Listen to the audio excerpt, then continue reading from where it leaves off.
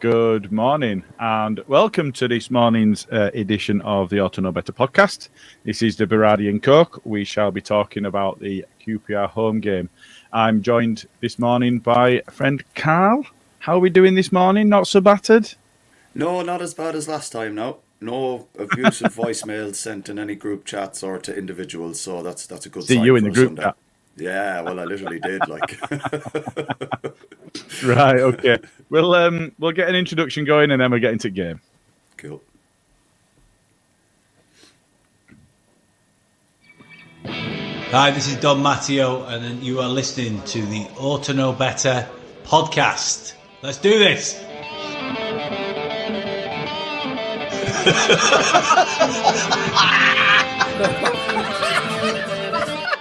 You look like fucking Brolin, you're a Leeds eating bastard. Look like some sort of fucking weird floating head. No. He's a utensil player a bit, innit? I mean, I feel a bit right, dickhead. Nothing spectacular, really.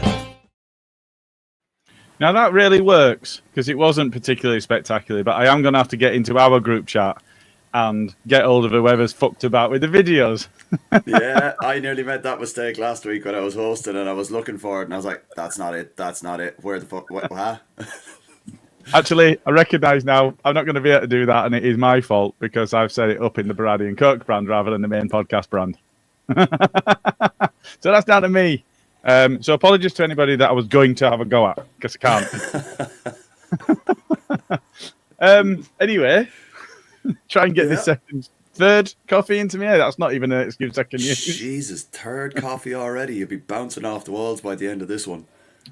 Yeah, you know. Yeah. Right. Colombia's finest. Yeah, in a so cup. QPR. Yes. Right?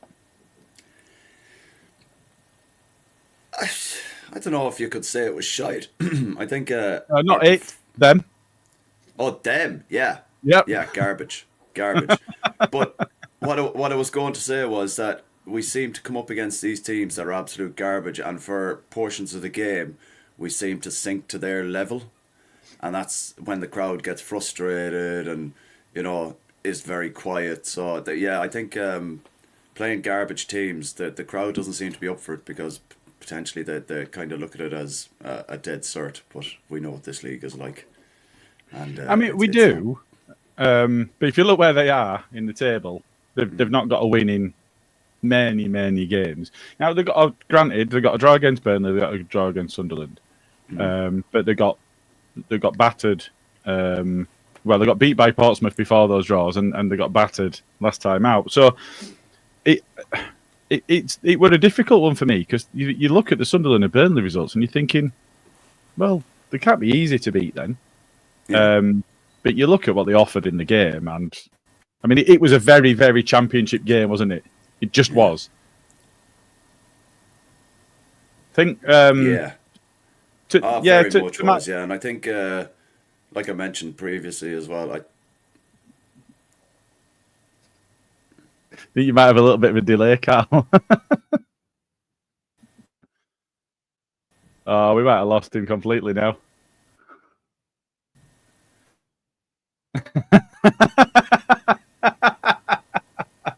We sussed it out now. We know it's the laptop and not my internet. Sorry, Vodafone. You do appear to be back for now. Am I back in the room here or what? Just about. Right. Okay. Sweet. Just about right. Okay. Well, we sussed it out there in the group. It is actually the laptop. It's not my internet. So Vodafone, I do apologise. It is. It appears to be a graphics card issue, which we will get sorted out for him. Here's a couple of things. So Lenham says, Karl's mic looks like the back of Smarty's head. Hope it doesn't start bobbing. And just to address Goober's comment, now Gilly, you're inside. So why have you got a woolly bobble hat on? Now, I like wearing hats for podcasts, and I seem to recall on one podcast, I think I got up to 15 hats, unprompted. That was just how many I had within arm's reach. And I got called an onion for having a beanie on inside the house in summer. So I was just wondering if it's less onion-like, if it's at least cold outside while I'm wearing a beanie inside. So let me know in the comments if that's more or less or the same oniony. That's why. Look, like we mentioned earlier, Gilly, we're in Yorkshire. If you're gonna, December at the latest, you're putting the heat on. Like, so wearing a hat indoors at the moment, perfectly acceptable. Perfectly acceptable in my opinion. Hey man, I am wearing a t-shirt with a beanie. So Okay. Now I'm confused. Yeah, just a couple of things. So Paul Brennan's in the house. Morning. Johnny Brown's with us as well. Morning, chaps. Oliver's with us. Morning. And Selenum. And Einar, I'm going to say. Yep. And Gooby again. And Danny. Good morning. I just remember Sunday. Yes. That is the reason that, that's the reason that we'd intended to go live at 5 past. But we actually went live at about 11 minutes past, so apologies for that. But that was why we were avoiding 11. I think just before we get into the main thrust of the game, Selenum's asked us a question. Mm-hmm. So if you consider the starting lineup, I think, given the news that came out before the game, which, we can talk about Millwall dives. It's not the first time. I've had quite a lot of Millwall fans in my mentions on Twitter. And I will come on to my mentions on Twitter because I've had some receipts that I've been cashing in this morning as well. But that's unrelated to QPR. But so the complaints that we've raised about the dive, I mean, it was a dive. And I think if you look at the video evidence, if you can call it such, of Firpo's headbutt, it's very, very difficult to make out. It looks to me like both players come together and Firpo's actually just standing his ground. The other player comes towards him. I think it's absolute madness that anybody looks at that and thinks Millwall player good, Leeds player bad. It seems madness to me. Have you seen it, and what was your take on it? I have seen it. There was that video floating around, I think, on Twitter that everyone's kind of seen at this stage. But at the end of the day, we know if something like that happens, we're always going to come out the bad end of the shtick on that one. Always, like. It's never a case that, like you said, Millwall player good, Leeds player bad. It's always the case. And we'll always get the wrong end of the stick with stuff like that. So I'm not surprised that they went back and looked at it after the commotion and complaining that the player did after the game. And it was also a case of, I was talking to Deb yesterday as well, before the game, and we were discussing how retrospectively that is a serious fucking pain in the arse. But that's kind of like using VAR, but after the game. And, we were kind of sitting there going, if you're using that kind of evidence to ban a player retrospectively, only because someone's complained but the ref didn't see it, you're as well to have VAR in the Championship and just be done with it, like. Because you can't just pull like that. Like, I'm sure there's worse than that going around at the moment, but no one else has bothered getting, a suspension from it or anything like that. Now, we'll get on to Firpo a little bit and how he's a bit of a fucking idiot for doing it, like, at the same time. But they're like, the Millwall player went down very easy, and it was, again, I know we're going to go on to the QPR game, but there was an example of how shithousing they were doing it when Willie was marking that dude who must be about 8 foot. 6'7". Yeah, and he fell over in the 6-yard box looking for a penalty, and Willie's standing there looking up. Even when he's on the ground, Willie is still looking up at the fucker, like, you know what I mean? And that's the kind of thing that I don't get. Like, it's obviously the dark arts of the game, but if you're going to do it, don't be an idiot and do it against a guy who's 5'6" and expect to get a referee's decision in your favour, because the ref is going to look at it and go, get up, you lump. Look at the size of him, like, you know what I mean? It did used to be embarrassing, I think different level, different game, different time. But, when I was playing, it was a case that you didn't want to let on that somebody hurt you. You wanted to be the one that were hurting your opponent. You didn't want to let on. You certainly didn't pretend to be hurt. You pretended to not be hurt. It was completely the opposite. It's really strange to me. It was funny because, like you were saying, it's nearly when we were playing, it was like a sign of weakness if you were falling about like that. It was like no. You get up and you just hammer at him. That's it. Walk it off. get the head up and go for it again. But yeah, Absolutely. I think it was a retrospectively the Football League can kiss my arse, because that was a sham of a decision to pull out at the last minute. Well, so I think two things there. So first off, just to address the timeline, the charge actually arrived Thursday morning with the club, but because of the appeal, it wasn't confirmed that it was banned until yesterday morning. So it's not. So the timeline for the fans was, oh my god, as if they'd done it like the morning of a game, but it was 48 hours before that came through. What's crazy to me is sometimes it'll take 2-3 weeks for anybody to review, but when it's Leeds, no, they turn it round and confirm it's banned. Yeah. So first off, EFL's corrupt, and now you're going to believe us. Second one is a question from Selenium. Does Firpo sticking the nut on some Cockney clogger just add further to his redemption arc? I think his redemption arc is fairly complete now at this stage, after how he played last season, and he got up to speed. Like, I think the way... Has it got him over the line then, if you're saying he's just about up to speed? Is that it? I think that's it. Well, I think he was over the line before that. I think that just cements him now. It's just a shame that his contract ends in the summer. Like, but it'd be, it'd definitely be a reason to kind of be like, yeah, you know what, he knows it now and he knows what it takes. But we've seen that he has a hot head as well from time in the Premier League as well. Yeah. Where there was one or two instances where he was basically the bad guy again. So he has it in him. But I think Millwall were just absolute shysters with it, with the whole thing. I think the thing that most annoys me about it, other than the fact that they've, retrospectively reviewed and it's been banned and all that, so I think the actual incident itself, if you're going to get into bother for it, you want to do it properly.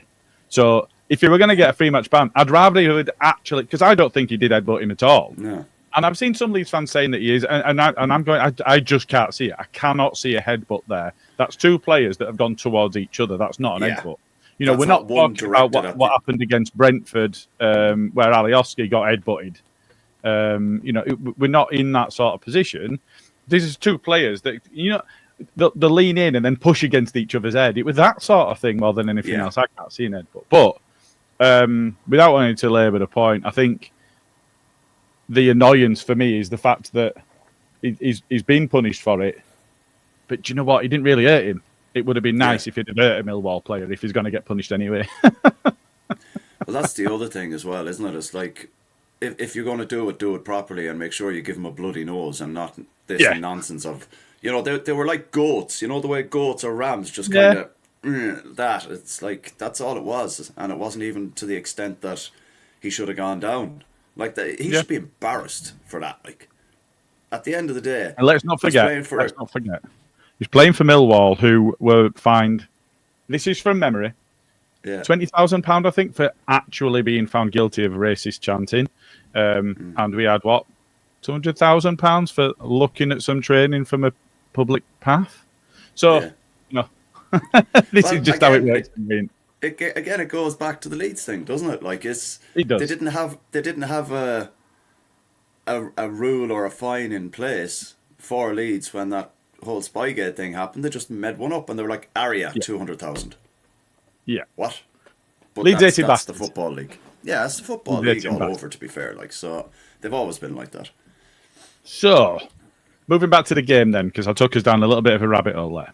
So we talked, Firpo wasn't available. Byron played. I don't know what's going on with Schmidt, but it seems like something is, because you'd think that, the most similar player to who we have to Firpo, to me, would be Schmidt over Byram. But either he trusts Byram more than Schmidt, or it's just that Byram's played. To be fair, he was my man of the match in one of the games he came in for when Firpo and Bogle were banned. I think it was on the right that he had the better game. But, any surprise that he was still Byram over Schmidt? I think we said it on the pod on Tuesday as well. Like, we'd like to see Schmidt come in at some point, but he's never going to drop Byram. Like, up to Well, he is, because Firpo's going to play as soon as he's available again. But you know, like if one of the fullbacks isn't available, he's always going to start Byram. But what I was saying to the lads in at the game yesterday, I was like, 60 minutes, 65 minutes, Byram was knackered. He was not. You could see it. He was misplacing passes. Yeah, he was going in for tackles. And he'd been booked. Well, unfairly, I think. I don't think that was even close to being a booking. But he had been booked, and I think because of that, for me, I think he played within himself quite a lot because there were another free kick that were given not so long after he was booked, and you're thinking, a couple more of them. And I didn't even think it was a free kick, the second one, but I'm thinking a couple more of them, and he might be walking. Yeah, that's the thing. In his mind. It was kind of a tight one because there was a couple of tackles after this. I genuinely just turned around to one of the lads and said, "Bring Schmidt on. I don't care what the crack is with him."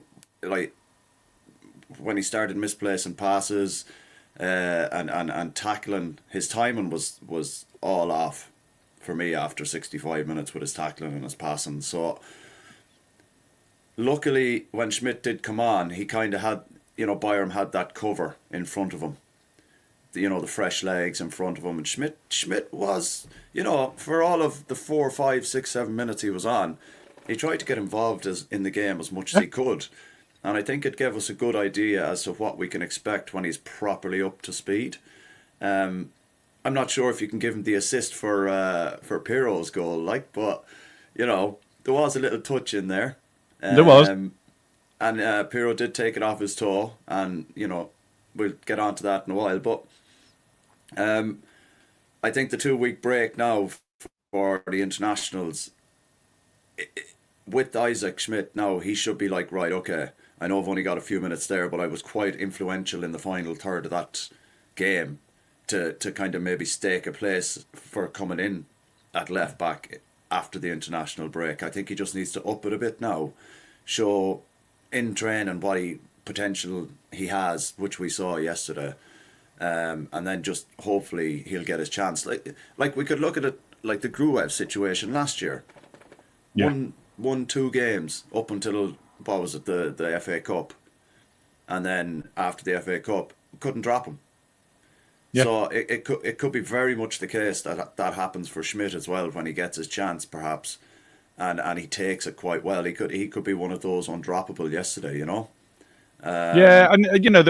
there were factors, weren't there, last season where Struijk got injured, so Ampadu had to drop back in, and then Gruev and Kamara played together for an extended period, didn't they? And you're looking at that and you're thinking, I think that Gruev and Kamara played really well last season, and Ampadu and Rodon. I'm not taking away from anybody else, but the two of them played well. But you don't think that Gruev would have had the chance to do what he did if Ampadu doesn't have to come out of midfield. So it's almost like Farke's forced to make that decision to put somebody new into the side. And when he's not, he's going to stick with whatever he's doing and whatever he's done. And I think that's that's for me, that's a bit of an oversight. We've spoken before about Joseph and not getting minutes towards the end of last season, that even if that didn't get us promoted, it would have made him more ready for this season. There's elements like that. And that brings me on to the other question about the starting lineup, is Solomon over James. Now, this is an interesting one for me.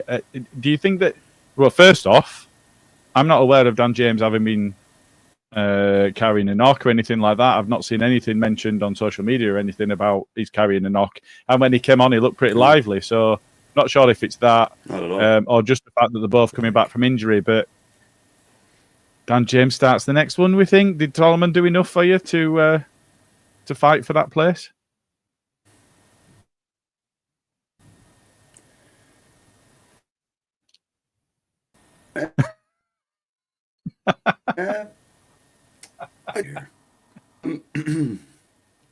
I don't know if I'm back here or not now. I don't know what the fucking story is.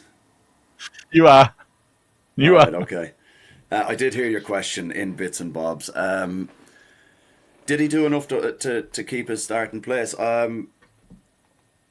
He did enough in the game. I'm not quite sure if it's enough to hold on to a starting place. I think Dan James has kind of made that his own, and I think it's more a case of trying to get a bit more minutes in Solomon's legs in game scenario rather than just in training. Now, to say that, you kind of think, well, that might be at the detriment to the team because, you don't give a player minutes just to get minutes into their legs or whatever, but I think he's got that bit of quality where if he does get those, what did he get? He got about 60 odd minutes, 70 minutes, and when he does get that, he does have the quality. I think it's just, well, like we all know the Championship is a tough league, and he's come from playing at, a higher level where he's got more time on the ball, potentially, the systems might be different to what he's used to. There's varying factors, but I think, for me, I think Dan James starts. It's like the Piroe Joseph thing. I thought people were saying, Joseph was terrible yesterday, but I thought he did quite a lot in that he was a different type of attacker, striker on the pitch, as opposed to when Piroe came on, which we'll get onto. But I think Solomon, he did enough yesterday to genuinely be a contender for that spot on a regular basis, but I still think it's Dan James's to lose if he's not carrying a knock or something to that effect. I still think it's his to lose. Yeah, and I think that's fair.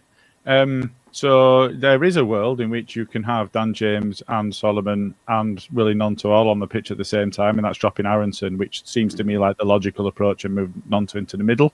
Mm-hmm. However, Nonto and Bogle played really well together, and I thought that dynamic really worked. And I think you saw Bogle taking that, if we can call it an ailing position, that inside forward position with Nonto staying wide right, and then they'd swap over. I thought that they played really well together. Obviously, Bogle got his goal of the season contender. A goal of the scramble of the season contender, yeah, absolutely. I was standing there, I was like, just put it in the net, and then it rattled, and I was like, oh, thank God for that, because if that didn't go in somewhere, that kind of could have wrote the rest of the game off. You're kind of, your players look at it and go, well, if that's not going in, then how the hell is anything else going to go in? And you could lose your head completely. And we'd already hit the bar. Yeah, with a great strike from Aronson, let's be honest. Absolutely fantastic. But as far as goal of the season goes, no, I think you might be pushing it a little bit with that one. But, as the saying goes, they all count. So it's all count. All right, They all count. So, and I think one of the things that I was disappointed in a couple of the recent games has been the fact that we've seen Rothwell and Tanaka playing at a good level. For me, Rothwell above himself, but let's not be too negative. They've been playing at a good level, and I felt that it's difficult to judge when they're seemingly playing against nothing, because I didn't think QPR had anything in the middle. But you've got to give kudos to our players for not allowing them to have anything in the middle, and I think that they impressed themselves on that midfield again. Is that fair to say? Yeah, I'd say it's fair to say, but I'd also look at the fact that QPR had a very young centre mid pair, and they had an 18-year-old and a 24-year-old, and you've got Rothwell, who's 28, 29, vastly experienced player. Yeah, he's fucking finished already. It's never going away. But you can only play against what's put in front of you. You know what I mean? And yeah. Regardless of whether it was an 18 or 24-year-old, I think if they're good enough to start in a professional team in the centre midfield, then you have to still up your game regardless of how inexperienced that midfield might be. And I think they done well. I thought Rothwell's driving from the centre mid was absolutely fantastic again today. There was a couple there, for the goal, he actually took it on just kind of in between the centre circle and their box, and just drove down that left-hand side. And that little dink he put over, it was fantastic little ball over, and it's something that I quite like seeing from him, because if he does that, then Tanaka's just like, right, I'm going nowhere. I'm staying here and I'm just going to chill. And you've got that security of being able to have a player who quite fancy. So he does quite fancy himself when he gets that stride going. Does Rothwell into the box, and he's done it quite a few times. And I think we're starting to see the nice kind of return on that particular, point of action in the game, because we've not really seen that an awful lot. We've kind of, what we've seen is we've had like players running towards the box, stopping, and then hoping that someone around them is going to make another run around them. Yeah. Whereas Rothwell is just like, right, just get out of my way. I'm going this way. Just make sure you're in the box. And I think that's kind of, it's not a desperation type of Hail Mary move, but it's very much something that we've been lacking. And I quite enjoy watching him do it at the moment. And I think as long as he can stay fit, I think that's it's a good pairing to have at the moment. And like I was listening to Fark's interview after the game, and Ampadu could be back in training in December. Could be back, he reckon maybe if he's fit enough, he could be towards the end of December, beginning of January, and that's going to be a massive, massive decision for him to make. Like we did discuss it on the main pod on Tuesday, and that, like, as a manager, that is a great kind of option or decision to make, but it's also one of the most difficult because you're dropping at least one foreign player there to bring someone back in, which is fair to say, but also you got to bear in mind the number of games that we get through during that period as well. So that will give people opportunity, because you can't play all of them. Yeah. Not in that trying to maintain a level and trying to play the same bare 11 starting. Smarty's point of you don't change your winning team. At some point through that period when the games are coming thick and fast, you've got to try and find a balance, haven't you? Yeah, I fully agree with that. But at the same time, you can still play the same team, but make your substitutions earlier. So, like you were saying there, it is a lot for over the next couple of weeks. After this international break, the games come hard and fast coming up to Christmas. And the stamina that you're going to need is it's through the roof. Like it's more stamina than you need in the Premier League playing around the same period, because the amount of games that you're playing. And I think even if we, like Smarty said, you don't change a winning team, I agree. But if you make the changes earlier rather than wait till 75 minutes, which you won't do. But if you wait till 70 minutes, like we see Pep Guardiola, we see all these other top managers making subs, 58, 60 minutes, and they're taking off a top class player. Like, yeah, there you go. Jim Housen in the comments there. Pep wins leagues by constantly rotating his teams so every player is ready. Absolutely, I totally agree. But he has a starting 11 on his bench. We don't have a starting 11 on our bench, and I think that's the difference. It's a good point that he makes. I'm not taking away from the point, but at the same time, the players we have on the pitch are the best that we have at the moment. And I think changing them would take the rhythm out of the team. I think just make the substitutions earlier. If you're going to do it, bring on 3 players on 60 minutes straight away. Don't dilly-dally on it. Run the risk of them running out of steam. Just do them earlier and get them done. And that's kind of a rotation, because you're not overexerting any one particular player, in my opinion. Yeah, I get that. So, just the last thing, we're still on the starting lineup, so we're going to have to follow it at some point. But a little bit, yeah. We also look at the starting lineup, and we had, and we're going to continue throughout the course of this season, I think, this discourse around Piroe and Joseph. So, in terms of the expectation of the opposition and how they were going to play, and the different styles that Piroe and Joseph have, was it a bit of a surprise to you that Joseph started over Piroe in this one? I don't think so. I think Piroe didn't play very well down at Millwall, and we know Farker will pull the trigger if a player isn't playing well. Like, he's very reluctant to change players and a winning team when it's when it's working or whatever. But I think individuals, if it's not working as an individual player, he has no problem changing it.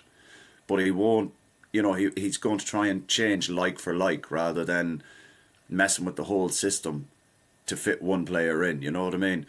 And I was just watching Joseph yesterday and Piroe, obviously, but they play two completely different styles when they come on. Joseph, people were saying, he's not doing much, he's not doing this, blah, blah, blah. And I was like, yeah, but look at what he's doing. Look at the donkey work he's doing. He's the one backing into the centre-backs. He's the one trying to hold the ball up and bring players into it. And he's doing all the physical side of things, working on the centre-backs, playing on their shoulder. Whereas when Piroe comes on and replaces Joseph, the centre-backs are, let's be honest, they're wrecked at that point. Like, they've just put up with Joseph for a good 60-odd, 70 minutes, backing into them, being strong, holding the ball up, trying to bring players into the game. Piroe comes on, he avoids the two centre-backs and just tries to find space. And I think that it is a very different style that the two of them have. So I think it's going to be like this for the whole season. He's just going to continually rotate, depending on the opposition, depending on how a player has played in the previous game, stuff like that. He is going to rotate that quite a bit, I think. And he's right as well. Look at how it works. Piroe, he's got, yesterday I think was 7 goals off the bench. Is the most for any Leeds player since like the 1930s or something like that. And when you look at it like that, you can't really argue that him coming off the bench when Joseph's done all the donkey work, it's a good thing. It's not. It's people are looking at it going, Joseph's not scoring. Yeah, but look at the amount of work he's putting in. He exerts every bit of energy he has. Like, first 5 minutes, he nearly closed the keeper down with 3 back passes. A couple of times he did that, didn't he? Yeah, but you don't get that with Piroe. But then by Joseph doing that, the defenders have to follow him. That's the thing. They're not going to just stand there. Like, Piroe is just finding space in between the centre-backs and the full-backs. But then that kind of leaves them just watching him where he's going. And they can get away with just passing it back. Whereas Joseph, man, he doesn't give up on a ball. And eventually, they're going to get caught.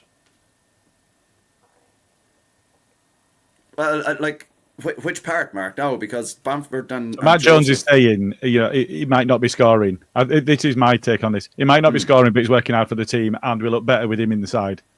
I think that's Matt Jones. For anybody on the audio pod, Matt Jones has said, didn't we say the same with Bamford? And we did. So many people did. Yeah. And I'm not disagreeing, and I'm not saying it's a bad thing. I think last year, didn't we used to say it? Joe's not said the same. But I said it last year when Joseph was getting a few minutes here and there towards the end of the season, when he'd be replacing Piroe or he'd be replacing Bamford. It looked to me like Joseph was watching more of what Bamford did and the work that Bamford did and where Bamford's runs were and how he was holding up the centre-backs. You're just reading out the comments without giving anybody credit now, aren't you? Paul Brennan said about 5 minutes ago, Matt Joseph been learning off Patrick. He said he was listening to Patrick's advice. Well, well, it's not really. I'm not taking that at all. I've said this last year. You can go and find it in one of the pods from last year. I actually did say it last season. But it is, yeah. Sorry, Paul. I'm not taking the mick out of you, man. I didn't even see that comment, to be fair.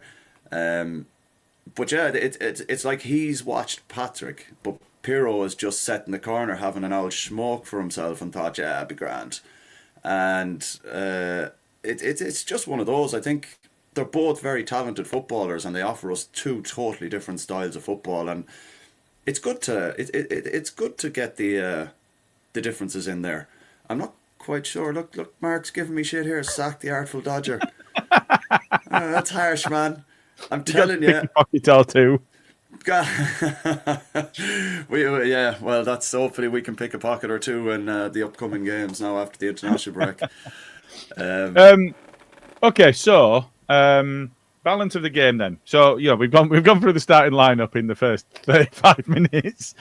Balance of the game, and so I'm just going to bring up my favourite. Yep. We put the momentum graph in. So I mean, very, very late on, obviously, that goal. And that goal did rob me of 2 points in the predictions league and gave many other people 5 points because lots of people went for that. But if you look at the first goal and you look at the balance of the momentum, it came at the right time, didn't it? Because part of the problem, if you don't score when you're on top, is that gives the other side a bit of momentum themselves. They've been on top and we've weathered the storm, and then they grow into the game.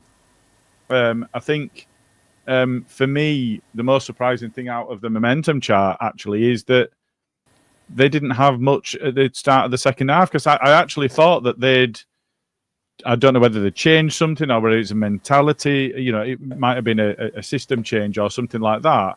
But at the start of the first half, at the start of the second half, I thought they actually came out and tried at least to give it a go. They were getting in our faces. They were getting on the ball a little bit. So I'm quite surprised that the momentum chart doesn't really show that. Obviously, there was one period in the second half where they did well, but it was towards the end. On balance, 1-0, 2-0, what was a fair scoreline for you in terms of the balance of play and the shape of the game? Well, the amount of chances we had in the first half, pardon me, I think 2-0 is a fair result. It's a fair reflection on how we played as well. We were, like that chart proves it there, we were very dominant. I'm loving the fact that we're actually shooting from outside the box. We're not just waiting to get in the box and try and score the perfect goal. We're actually having a pop now, which is great. And Aronson's effort there yesterday, absolutely unreal.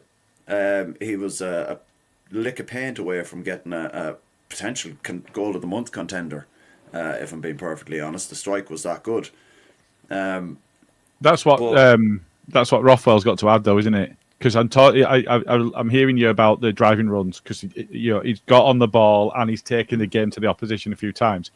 What we're looking for is goals from midfield, aren't we? Because we went such long stretches last season without any goals from midfield. Piroe scored, but he was playing at centre back when he scored them. Piroe scored right at the end of the season, but outside in the normal season, we had nothing out of midfield. We need that, don't we? Yeah, we absolutely do. But I think the way Rothwell's playing at the moment, I think he's creating more with what he does, and I think we're getting more goals from the actions that he's taken as he drives forward. And sometimes, obviously, I agree, we do need more from midfield, more goals. But if he's having a massive influence on the game and us getting goals, I think that's just as important. Because last season we didn't really have the influence of Gruev and Ampadu, where they were involved in scoring or involved heavily in build-ups to get goals, whereas Rothwell and Tanaka now seem to be right. Tanaka, great pass on him, that ball in for Byram for the header at the back post. Yep. Absolutely unlucky was Sam Byram there. That ball all day long, every striker is going, that's my bread and butter. It's just a shame it fell to a guy with a 50p for a head.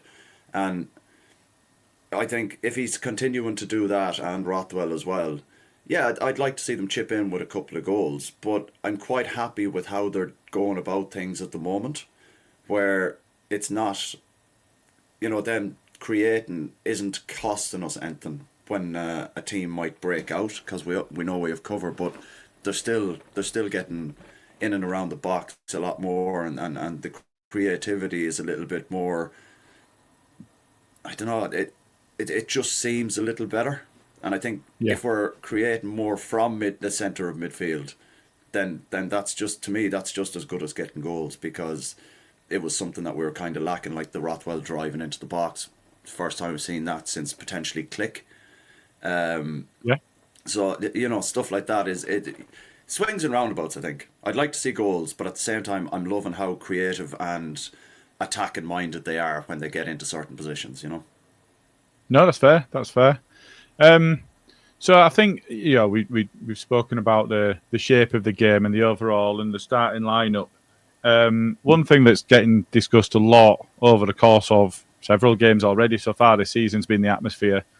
I know you're in the south stand and you're towards the away fans. I was in the cheese yesterday. The atmosphere was better, but I don't know whether that's because I was in the Kop for the previous game, where the atmosphere is dead.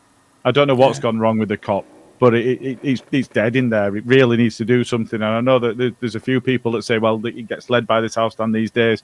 You don't pick up a lot of the chance, and it's difficult. And it seemingly, it's almost like fans are waiting for the team to get them going. You know, they need a big tackle, they need a goal, what have you.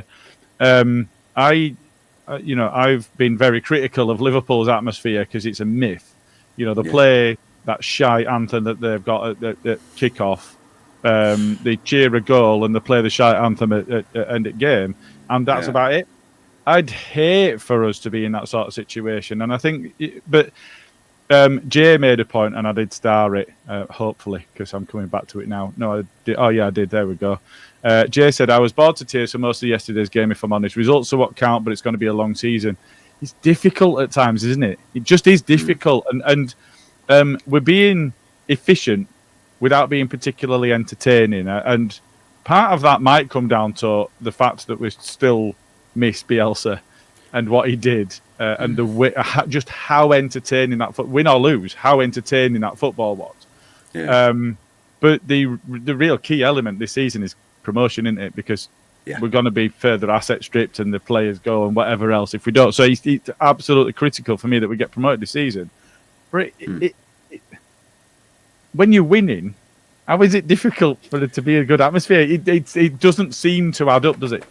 Yeah, I know what you're saying. I think a lot of yesterday and previous games is I have this thing for it seems to be on 17 minutes every single time. Like, we've peppered them yesterday. Before we got that goal, we were absolutely having at them.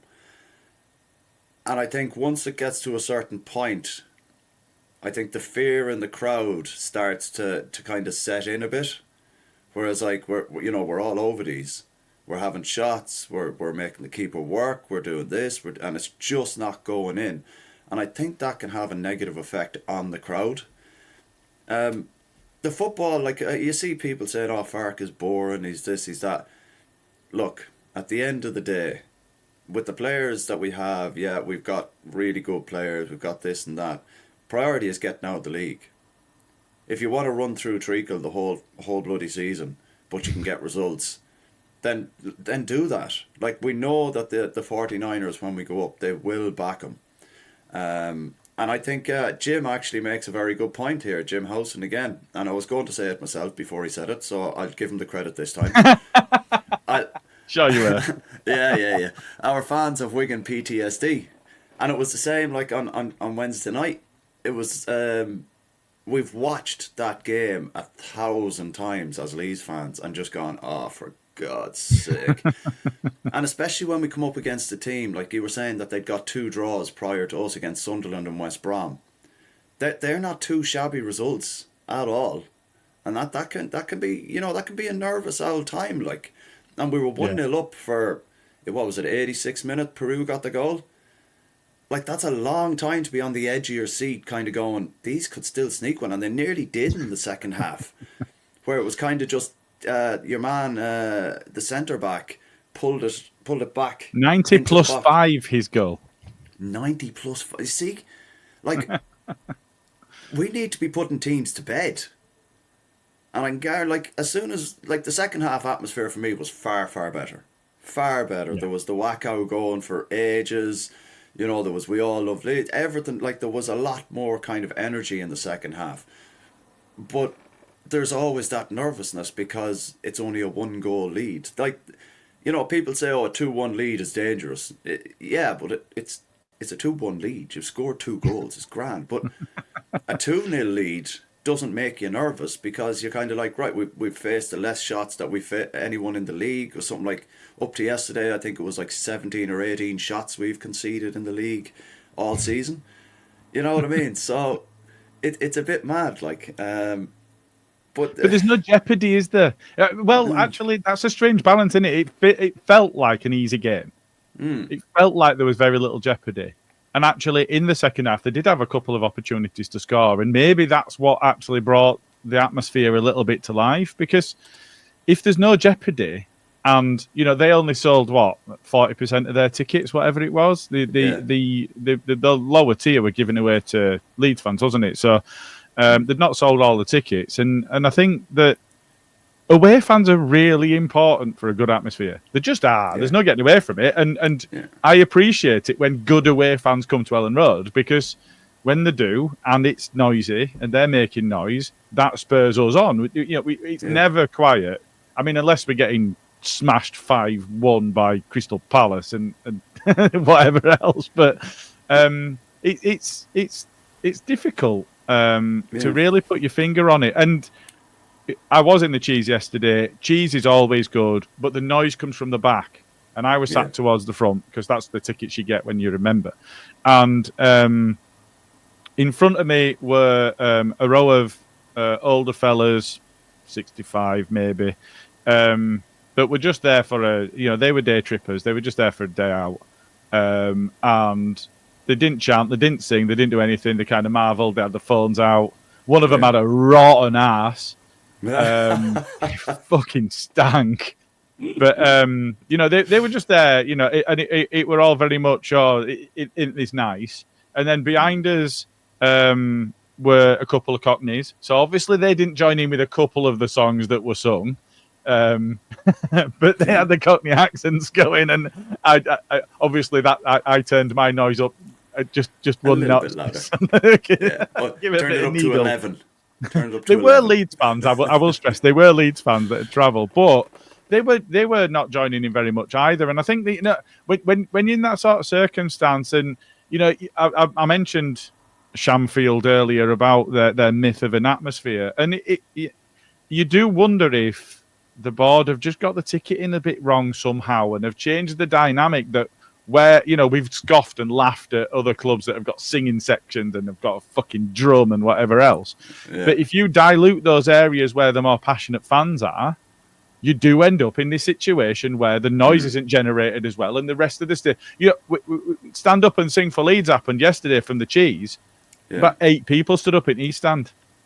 Yeah. And it just died away because nobody else joined in. And it's like, for fuck's sake, guys, let's get it. And for me, it is frustrating. I didn't have much of a voice. You have, I think, encountered me being Mickey after games because I do give it the big one when I'm there. Yeah. And, I love it when it's bouncing. The end of the Leicester game is one that sticks in the mind from last season because it was so bouncy. Yeah. But you need jeopardy in a game. You need an opposition to actually stand up and be in the game. And it felt too easy for a 1-0. It was the most one-sided.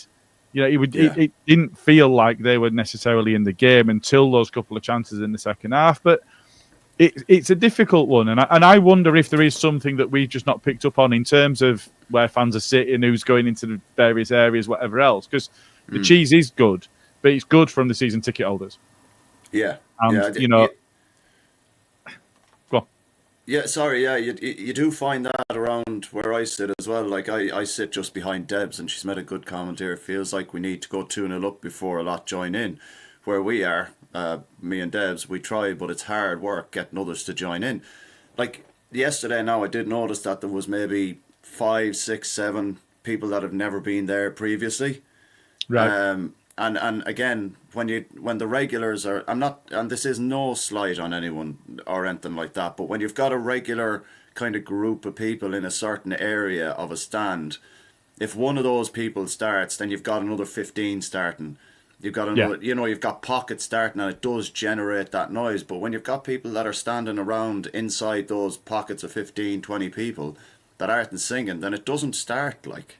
So you do need to, I think the way they need to look at it is not, like you said, not dilute where, season ticket holders are too much, because that's where a lot of the atmosphere might come from sometimes, because it's regular people who, like myself, I couldn't care less.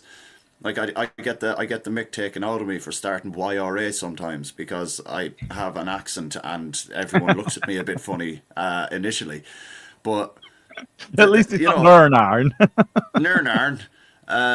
But that's that's the kind of thing. Like it's one of those where the regulars do always do it. Like there's always someone that will start. Like my mate Jag, Yeah. like he'll make him. He's a teacher, like, and he'll make himself hoarse on a Saturday at football. Just like he constantly going, you know, and we're all trying to get it going, and it's a bit mad, like, but they have to work on it. Like, if the new stands go up, there's going to be a lot more people there, and it needs to be a lot louder. I don't care if you're That's the issue, isn't it? Yeah. If you consider the number and the volume that we're getting at the moment, if you extend that out, but what you bring in is that day tripper kind of fan, Yeah. then you're going to dilute it even more, and then it'll just be dead. So I think there's just a couple that I want to flash up. So Smarty says that's why we're fucked if they move the south stand out for the away fans when the new stand comes along. Be the worst decision the club ever make. Now, I've seen Smarty bite into a lot of this on Twitter, and I think a lot of people were just winding him up, saying that they'd voted for the away fans to go into the south stand and move the season ticket holders out of the south stand. I don't think that will happen. It's so obvious that that's where any noise is coming from that I don't think they'll mess with that. I think the people are just winding him up. But then Jim, so your mate Jim, who you keep stealing ideas off, says, so we need to move the gobby ones to where it's quieter. No, I don't think we need to do that. We need to ensure the quiet ones aren't going in where it's noisy. You've got people that are members that are buying tickets in the south and in the cheese, and that's affecting the atmosphere. And they're the people that need to be in the west and east where it's already dead. Yeah, the thing is as well, like the east stand is kind of a bit of a mad one, because you do have literally a section right next to the cheese wedge that's family, and it's like, just put rowdy people next to the cheese wedge. Move the family area to, say, the halfway line section, and then either side just have daft fuckers near the cheese in the south and near the cop, and just do it that way. Like, because you like when the cheese starts, right, and it wants to go around the east stand and all the way, you're relying on a family stand to get, like, we all hate Leeds scum, or, you know, something like that going, and it's not the kind of atmosphere that some parents want for their kids, you know, to be joining in with, or, you know, so maybe move it away a little bit and just have rowdy parts of the ground kind of all kind of culminated in one kind of section, and just see how that goes. Like, but again, I'm not having a go at anyone. I'm just kind of throwing out. We don't want to be advocating for a singing section either. No. That's That's not something that we ought to be doing. No. That's not what I'm saying. That's not what I'm saying at all. Don't get it twisted. Yeah. So I think it is that there is an impact there. We are feeling it, but let's come back to the positives now. So and I will admit it, I'm hesitating for a reason. I will admit here, there was a tinge of frustration for me in Piroe's goal. Right. Because I had gone 2-1. And it being 1-0 gives me 3 points. And it ended up 2-0 in our predictions league. And it ended up 2-0, which means lots of people got 5 points and I only got 1. So it impacted me. Directly. However, I did enjoy it a lot. I was there with my little lad, and I had him right up. He's 13 now. I say little lad. He's 5.5 foot tall nearly. But I was swinging him around. And, man, that's the stuff. It was. Oh, hang on a minute. What?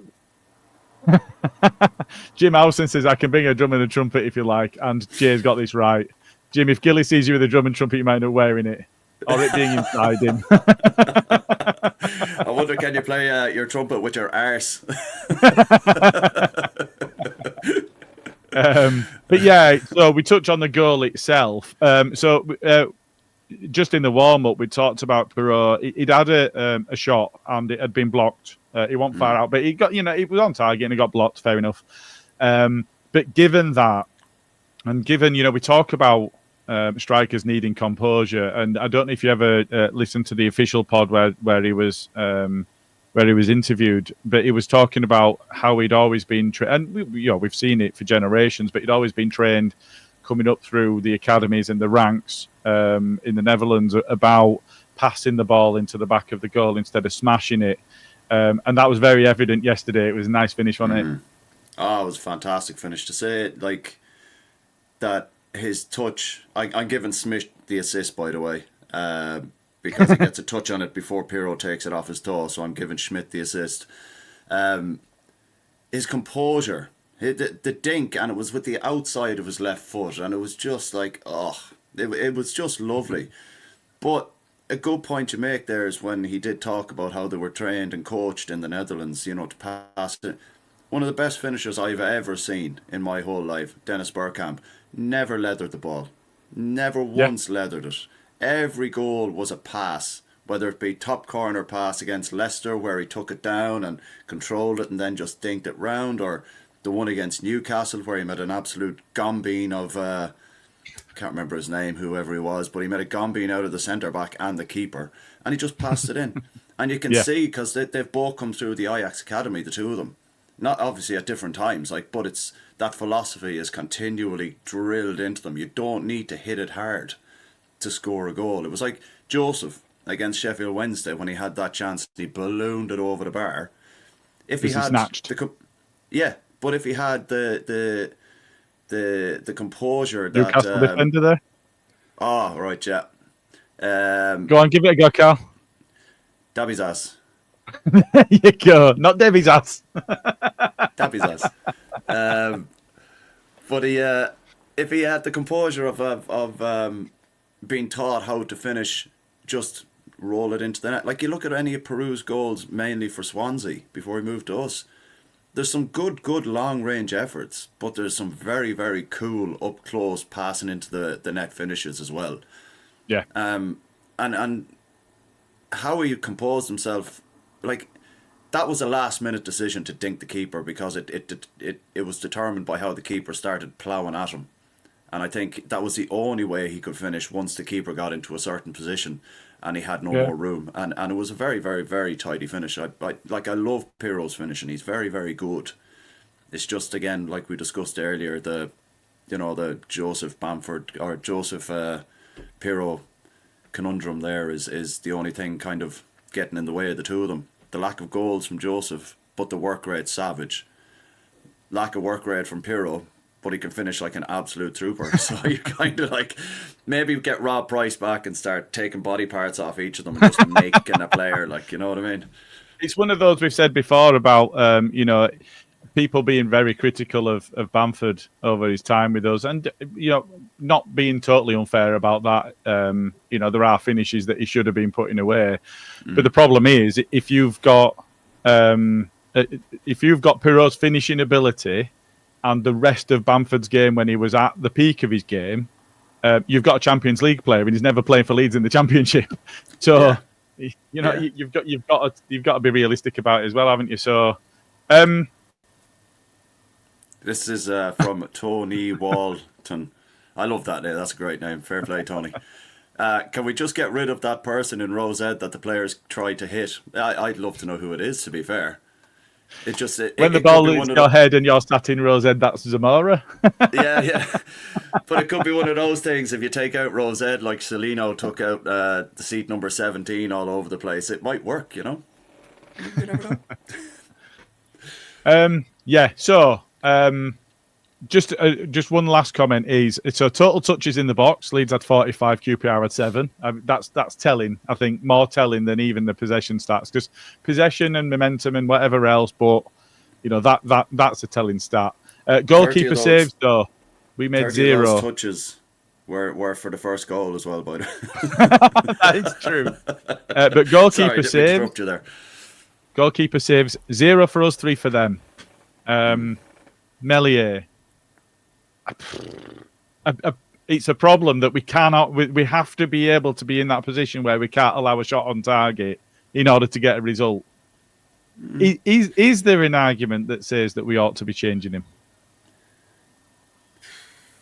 But again, that goes back to you don't change a winning team, and clearly there's good kind of chemistry between Rodon, Struijk, and Meslier to a certain extent, because the shots on target thing that you've mentioned there is proof of that.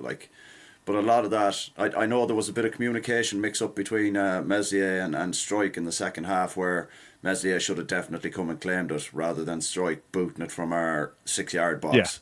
But there seems to be, like it's very important, you know yourself as a centre-back, to be able to trust your keeper. And they do seem to trust him. Because they're playing the ball to him. He's not doing a lot, but he's starting. He's getting the centre backs higher up the pitch as they can kind of split, and we can bring players with us. And it's a difficult one because he's not playing badly because he's not really had anything to do. But then when he's had something to do, he's not really messing up to the extent. Bar obviously Sunderland. Which, let's be honest, that was a freak. Yeah, it's a sore thumb kind of part of the season for him. But he's like, it could have been a beach ball, for God's sake. You know what I mean? So it's just one of them. You just you take the good with the bad and you stick with it, because dropping him and then bringing in, say, Darlow. Darlow plays shit 2-3 games. That momentum's gone. But then you have to kind of get Meslier's head wrapped around the fact that, you're going back in now, we trust you again. It's like, you're kind of sitting there, you're like, what do I do with it? I'd leave him in, personally. So, yeah, and I think you are right. I think if you were going to change it, you'd have changed it after Sunderland. Yeah. Because then you're going, that's a howler. We're going to take you out of the firing line, and then there's a different dynamic to the change you're making. I don't think Darlow's the answer. I certainly don't think Cairns is the answer. But he is one of them where, when he's called upon, he's falling short. It's not enough, is it? Yeah, it's kind of consistency with Meslier. Like, he'll make one great save one week, and then the next week he'll miss the exact same save. You know what I mean? So it's fine. But I don't know if you've seen that stat. I think it might have been Luke that shared it. He's the worst performing keeper against shots taken against them in the league. And that, for a side that's trying to get promoted, that's appalling. That is appalling, to be fair. But at the same time, like I mentioned earlier, if he's building good rapport with the two boys in front of him, they're stopping shots from coming in against him, then I can't see the logic in changing it. I really can't, unless we can get a better keeper. Easy B here says there's nothing wrong with Meslier. Problems with tactical eye Farker. Farker's tactics are meaning that other sides can't get shots against us, and it's the only times we're keeping clean sheets. I don't think Farker's the issue here. Yeah, I can kind of see where Easy B is kind of clutching a bit at straws, but to say that it's Fark's tactics that, I can't agree with that now. I can't. Difficult one, that, isn't it? Right, I'm just going to spin through a couple of comments before we draw to a close. So, Paul Brenner, I think this is a bit around Millwall. The authorities have always had it in for us. If Lee Boyer had played away at Valencia, I think we would have won. I think Valencia's midfield was so good that it might have been a moot point whoever we had. But Lee Boyer was so good during the course of that season. You don't know, do you? But yeah, there is a bit of a victim mentality in there, and I think we've used that to our advantage as a club over the years. I'll be honest. Yeah. Even down to the wacko that got everybody going yesterday. Yeah, but it was great yesterday. That went on for about 10 or 15 minutes. That wacko, and it was really good. It was one of those that went in waves as well. It were almost like it died away in south, but it kept going in cheese, and then it went back into south, and it died in cheese, and then it came back to us again. It was good. I did like an echo. Yeah, yeah. Here's one, Smarty. Schmidt looked lively yesterday, grabbed the opportunity with both hands. I don't think he did anything wrong, and did well with the opportunity he was given. I think we're probably going to see Byram again while Firpo's still out for his ban. On the principle that Schmidt came on and looked lively, but he came on as a winger. He didn't come on at fullback. There seems to be something about... I don't know whether it's Farker doesn't trust him or he does trust Byram. I don't know. Do we think that he was given enough of an opportunity for the decision to be made to start him in the next one? I think he done himself no harm, Like you mentioned, he's done well, and Smarty said he did try and grab it with both hands. He was very much getting on the front foot. Shit's faced. Does a keeper have apart from? Smarty's in the comments. What tactics does a keeper have apart from saving the fucking ball? Easy B. Shit's faced is gash. I think that might be shots faced, but however, it still works. yeah, exactly. No edit button on YouTube, is there? But yeah, I think Schmidt, he's definitely given Farke something to think about. Like, I was listening to Farke's press conference during the week, and he after Millwall before yesterday, and he was saying, like, someone asked him about Schmidt, and he was saying that when he started looking like he was getting up to speed, he pulled a muscle in his arse. When he looked like he was starting to get up to speed again, he got a knock on his ankle. When it looked like... It almost feels a bit Nketiah, doesn't it? I know it's not a twisted bollock, but he was just about to get his opportunity. Jamal Blackman was another one, just about to get his opportunity, broke his leg. You know, we've had players that look like they're going to come in and make a difference, and then that opportunity is taken away from them through no fault of their own. It's difficult, isn't it? That's what I was saying, yeah. And Farke said at the moment, he said it's a case of he needs to get up to speed. Because, like, let's be honest, like, Tanaka has come, like, Farke even said it yesterday in his post-match interview with Bryn Law. He was basically, you know, Bryn asked him, like, about Tanaka playing so well, and you know, he was lying starfish on the ground at full time because he was knackered, and Farke goes, yeah, look, he's come into a very... So basically what Farke was saying was... Yeah, go on, mate. Go again. Tanaka's come into one of the top leagues in Europe where they're playing 3 days a week, 3 games in a week, where... in Germany, he was like, Farke literally said, in Germany, in Bundesliga 2, we are very lazy. So he's not used to this. And I was like, that's a fair point. Like, and I think the same can be said for Schmidt. He's come from the Swiss league, where it's not the Swiss league is not at the same standard as the Championship. The Championship is head and shoulders above it, like. And I think, you know, we have to take that into account as well. You have players coming in trying to adapt to a new league, new country. The pressure that they're going to be feeling playing for Leeds is going to be double or treble whatever they were playing, you know, whatever the pressure would have been at, say, Dusseldorf or at St. Gallen, you know what I mean? So it's just one of them. No, that's fair. That's fair. Carry on with the comments. Jim Howson says, you don't get extra points for goals or stars, so as Phil A would say, just win the fucker. I don't know why you're American, but, you know, there is something to be said for that. I think that's why we were talking about how entertaining the football is at the moment. But Joe Bedford also says, our problem seems to be as soon as we make subs, we lose our shape and start to lose momentum. Joe Farke said as much the other day, regretting taking Joe Rothwell off.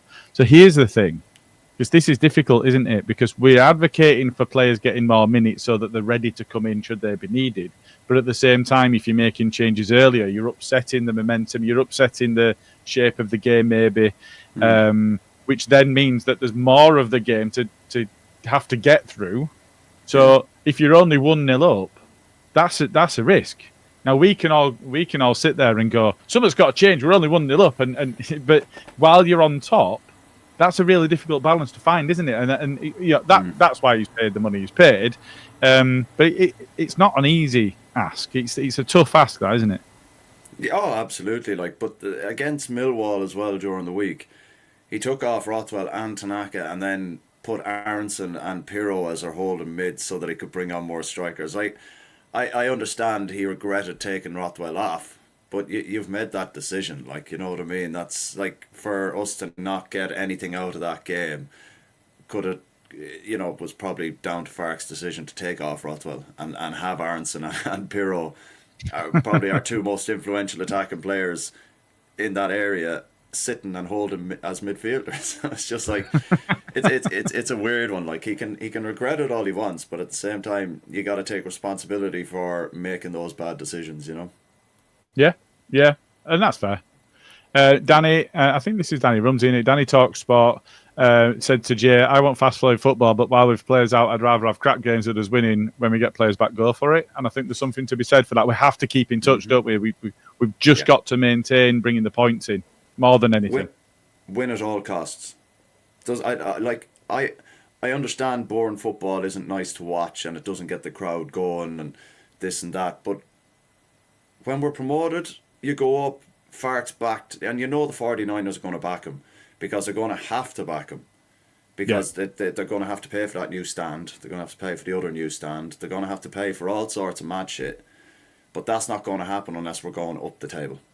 And they're going to have to, whether it's Fark after a year in the Premier League or whether it's someone else, or whatever, they're going to have to back him.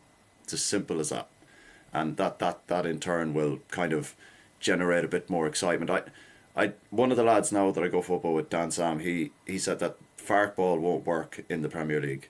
And I don't think it will unless we get better players. Now, when he tried it with Norwich in the Premier League, he got backed to the tune of, I think it was 26 million over 2 seasons in the Premier League. It's nothing, is it, these days? You know what I mean? 26, that's only 5-6 years ago. Like, that's not a million years ago. But he only got, what's his name, your man Pookie, and he got Buendia. And they were the only 2 major signings that he was backed with. So obviously his football is blowing teams away in the Championship when he was with Norwich. But then that same football needs higher quality players to impact the game higher up the pitch as well. Similarly to Bielsa, who needed investment and didn't get it. Yeah. Well, I don't think we have the 2 tin pot chancers that we had previously. We should. We don't have those 2, but we do have still one of them. But let's not get me on that because we'll be here all day. Question from Richard Hogan: does Bamford stay or go in January?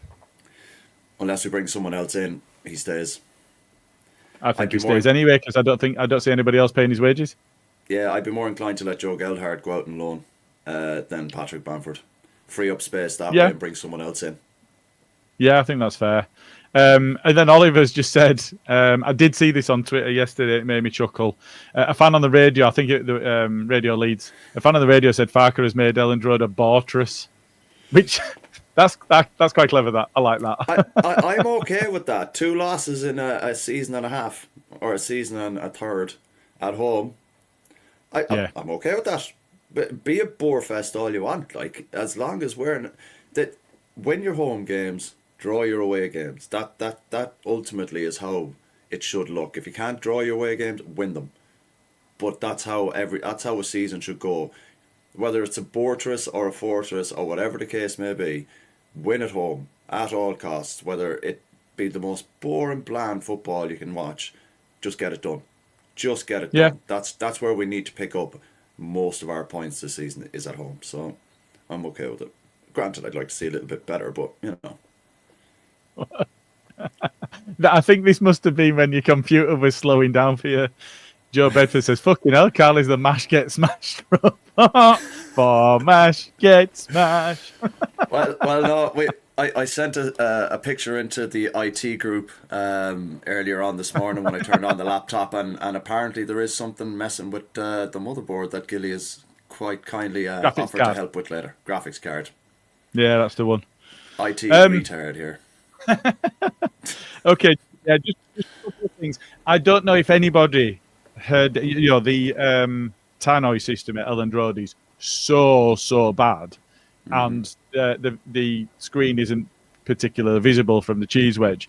I had no idea what was being talked about. So for those that didn't, Dr. Mark Prince was speaking at halftime. It was about knife crime. I don't know if you know about the Kieran Prince Foundation, but if you don't, it's worth going and seeing. But the Leeds Foundation and the QPR Foundation have both done a lot of work around knife crime and assisting with the younger generation in the community and so on. So there's good work going on there. So I just wanted to give a bit of kudos to that. I had to go find out and look it up as to what we're being talked about because it looked like quite a serious thing. But you can hear nothing at all if you're in the cheese. Absolutely no words at all come out of that. It is just garbled noise. Yeah, it's white noise, isn't it? Yeah, absolutely. Yeah. I think that. Oh, go on. Sorry. I was just going to say, just on that as well, the Key and Prince Foundation, QPR, to kind of highlight what they were doing. I think it was maybe 2 seasons ago, they named the stadium after the foundation to get it a bit more publicity, so that whenever it was on Sky, the Sky presenters were able to explain why it was called the Key and Prince Foundation, and it brought a lot of awareness, which was a very, very good idea. I think it was just a 1-season thing where they wanted to raise the awareness. Now they've got the awareness and people know what the foundation's about. So, very good idea, and fair play to QPR for kind of putting it to one side. I know Loftus Road has been the name of their ground since the year dot, and it's a big, I think that'd be the only reason we'd change it for a year, if it was to kind of support something along them lines as well, but fair play to them. It was a good initiative to do, and they seem to be getting the best out of it now because of it. Yeah, absolutely, 100%. So just one other thing I wanted to mention that I've made a note was the players were warming up in front of us at half-time, the subs, and Gillivogue is funny because not only is he a unit, and not only is so. One of the things that I took from watching them warm up was his level of professionalism, because they were playing one touch, so they're all in a circle. There's 2 players in the middle playing one touch, passing it around, and they've got to keep it away from the 2 in the middle. If it goes out of the circle or they get a touch, you go in the middle and swap over and all of that. And there were a couple of times, a couple of players took more than one touch, and he went over to them and he went, one. And he wasn't having any of their shit at all. And so Sam Chambers is in there, Charlie Crew was in there, and he wasn't being mean or anything like that. He was one, and he was insistent, and they were doing it right, and the level just went up a bit. And you're looking at that thinking that's exactly what we wanted from you. Yeah, well, it's great. He's set himself a standard over his career. And even though he's 34, he's not letting that standard slip, and it's great because that's a good influence on the younger players, like you were saying as well. And he's mentioned that he wants to go into coaching. I'll be honest, if he wants to stick around Leeds and show that attitude and get his coaching badges done, there'd be many around the club that would happily say, yeah, go for it, because he's got that get up and go type thing, Yeah. I thought he did all right with his cameo when he came on as well, to be fair. Won a couple of big challenges. He's definitely not going to be physically dominated by anybody. No. He's not the most mobile of players, but I don't think he probably ever has been over the course of his career. He's good at what he does, and that is adding bite and steel to that. So, but that level of professionalism was the bit that stuck out to me, and making sure that the levels didn't drop. Yeah. It's important, and that's exactly what's needed this season, especially when you've got young lads in the squad, to make sure that they're doing the right things and you're setting them up for success. So, it is good. It is good. Oh, it's massive. Absolutely massive. And it's a great point you made as well. Cool. So just the last piece that I just wanted to mention was just checking the date, so making sure that this is all in date. Andy's Man Club. So pool night on the 15th of November. It's at Northern Snooker Centre on Kirkstall Road. Wednesday the 20th is the Couch to 5K with recovery runners at Woodhouse. Saturday the 23rd is Men Walk This Way. It's a mixed charity event at Roundy Park. And they continue doing those. So there's a Couch to 5K on the 27th and a walk and talk with the location TBC on the 1st of December. And each Monday night, if you are in the need of assistance, in the need of help, dealing with struggles and difficulties, or you want to offer help and assistance and a bit of a shoulder and a bit of support to others, get yourself down. There are, I think, 7 different locations with the new Morley one opening up recently across Leeds. But they're all over the place. And if you feel the need to talk, it's good to talk, and it's okay not to be okay. So get yourself down. Absolutely. And the other thing as well, I'd just say that regardless of whether there's international breaks for football, they don't take any. So they're always there. They're always there. Just get down, have a chat. Simple as that. Absolutely. Cool. Thank you very much, everybody. I did screw up, and I've put us in the wrong brand for the pod, so I've absolutely no idea what's going to play as the outro. But we'll give this a go and pick what I think is the right one. We'll give this a go. Apologies if this goes all wrong. Cheers, Carl, and we'll see you all soon.